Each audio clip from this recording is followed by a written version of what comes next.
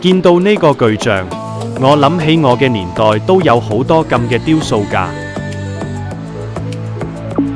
呢個巨像本來係屬於新努塞爾特一世法老嘅，佢頭上戴住嘅白色皇冠，就係上埃及嘅象徵，代表住佢嘅皇權添。上面啲圖案有咩意思啊？等我睇下先。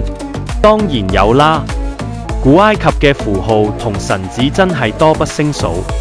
例如，你可能會喺棺木上面見到荷魯斯之眼，佢係一個好強大嘅保護符號，代表住健康、痊癒同埋神聖嘅視野。哇！呢個係咪你嘅石像啊？我嘅巨像本來係我嘅，但係後嚟俾我嘅宰相亞伊同將軍哈倫海布挪用咗。佢哋喺我腰帶扣上面嘅黃明圈刻上咗佢哋自己嘅名字，所以呢個巨像就變成咗佢哋嘅。